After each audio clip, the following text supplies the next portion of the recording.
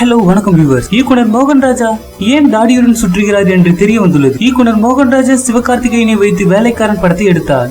அந்த படத்தை எடுத்ததில் இருந்து அவர் சால்ட் அண்ட் பெப்பர் தாடியுடன் சுற்றுகிறார். வேலைக்காரன் தொடர்பான நிகழ்ச்சிகளிலும் தாடியுடன் தான் கலந்து கொண்டார். தான் தாடியுடன் சுற்றுவதற்கான காரணத்தை தெரிவித்துள்ளார். மோகன் ராஜா, படப்பிடிப்பு நாட்களில் நான் ஷேவ் பண்ண மாட்டேன், தாடி வளர்ந்தால் பரவாயில்லை என்று கண்டுகொள்ள மாட்டேன் என்கிறார் மோகன் ராஜா. படப்பிடிப்பு முடிந்த பிறகு கிளீன் ஷேவ் செய்துவிட்டு தான் பட விளம்பர நிகழ்ச்சிகளில் கலந்து கொள்வேன். தாடியுடன் சென்றால் நன்றாக இருக்காது என்பது என் எண்ணம் என்று மோகன் ராஜா கூறியுள்ளார். வேலைக்காரன் ஷூட்டிங் முடிந்து விளம்பர நிகழ்ச்சிகளுக்கு தயாரான போது தாடியுடன் மீடியாவை சந்திக்குமாறு என் பிள்ளைகள் என்னிடம் கூறினார்கள். சால்ட் அண்ட் பெப்பர் தாடியுடன் இருப்பது நன்றாக உள்ளது என்று என் மகள் தெரிவித்தார். எனக்கு தாடி பொருத்தமாக உள்ளது என்று மகனும் கூறினார். அதனால் தாடியை மெயின்டைன் செய்கிறேன் என்று மோகன் ராஜா தெரிவித்துள்ளார். இவர் அடுத்து தளபதியுடன் படம் பண்ண போகிறார் என்பது குறிப்பிடத்தக்கது. கலக்கப் போவது யாரு? நாஞ்சில் விஜயனுக்கு வந்த சோதனை. கலக்கப் போவது யாரு காமெடி நிகழ்ச்சி நம்மில் பலருக்கும் தெரிந்திருக்கும். ரோபோ சங்கர், என்எம்ஆர் ராமர், தங்கதுரை என பலருக்கும் தெரிந்த முகங்கள் நிறைய உண்டு. இதில் நாஞ்சில் விஜயனை மறக்க முடியாது.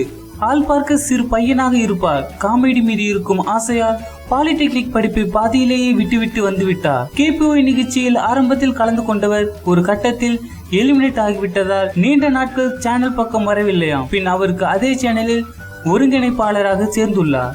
ஆனால் வேலை என்ன தெரியுமா? நிகழ்ச்சிகளுக்கு ஆட்களை கூட்டிக் கொண்டு வருவதாம். பல நிகழ்ச்சிகளுக்கு இப்படி அவர் தான் ஆட்களை அழைத்து கொண்டு வந்தார். வேண்டாம் என ஒதுங்கிய போதும் அதிகமாக பெண் வேடம் போட்டாலும் பல கேலி கிண்டல்களுக்கு நடுவே தன் திறமைகளை காட்டி பாராட்ட வேண்டும் தான்.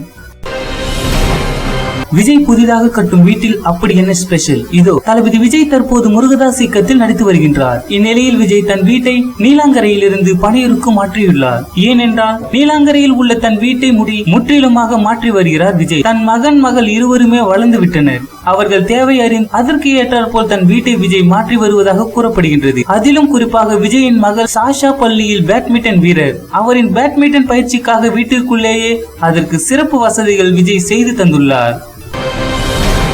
தளபதி விஜயின் கில்லி படத்தில் நடித்தது எனக்கு மைனஸாக அமர்ந்து விட்டது, வருத்தப்படும் ஜெனிஃபர். தளபதி விஜயின் சினிமா பயணத்தில் ஒட்டுமொத்த தமிழ் ரசிகர்களால் கொண்டாடப்பட்ட ஒரே படம் கில்லி. தரணி இயக்கிய படத்தில் விஜய் த்ரிஷா ஜோடியாக நடிக்க ஜெனிஃபர் என்ற குட்டி பெண்ணும் நடித்திருந்தார். தளபதி விஜயின் தங்கையாக நடித்து இப்போதும் ரசிகர்கள் நினைவில் இருக்கிறார் ஜெனிஃபர். இவர் சமீபத்தில் இதுவரையிலான தன்னுடைய சினிமா பயணம் குறித்து பேசியிருக்கிறார்.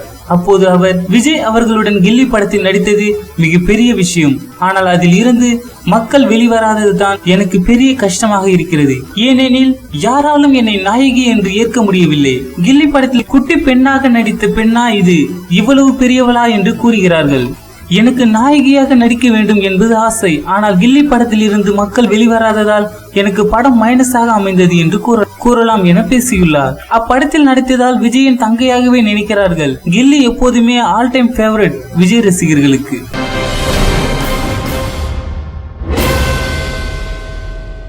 ரஜினிக்கு பிறகு அதிக வசூலை தருவது விஜயா அஜித்தா? தமிழ் சினிமா மட்டுமின்றி இந்திய சினிமாவிலேயே நம்பர் 1 நடிகர் என்றால் ரஜினிகாந்த் தான். இவருடைய படங்களுக்கு கிடைக்கும் வரவேற்பு தற்போதுள்ள நடிகர்கள் கனவில் கூட நினைத்து பார்க்க முடியாது. அதே நேரத்தில் ரஜினிக்கு பிறகு தமிழ் சினிமாவில் யார் என்பது நீண்ட நாள் கேள்விக்குறியாக உள்ளது. விஜய் அஜித் ரசிகர்கள் தங்கள் நாயகர்களை அடுத்து ரஜினி என முன்வைப்பார்கள். ஆனால் முன்னணி பத்திரிகையாளர்கள் இது குறித்து தெரிவிக்கையில் ரஜினிக்கு பிறகு வசூல் மன்னன் என்றால் அது விஜய் தான்.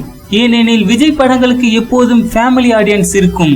அஜித் படங்களுக்கு முதல் 3 நாள் இளைஞர்கள் கூட்டம் படையிடும். படம் சரியில்லை என்றால் அப்படியே கூட்டம் நின்றுவிடும். அதே நேரத்தில் விஜய் படங்களுக்கு ஃபேமிலி ஆடியன்ஸ் கூட்டம் வருவதால் இன்னும் சில நாட்கள் அதிகம் ஓடும் என்று தெரிவித்துள்ளனர். சூப்பர் ஸ்டார் ரஜினிக்கு பிறகு அதிக வசூலை தருவது விஜயா அஜித்தா?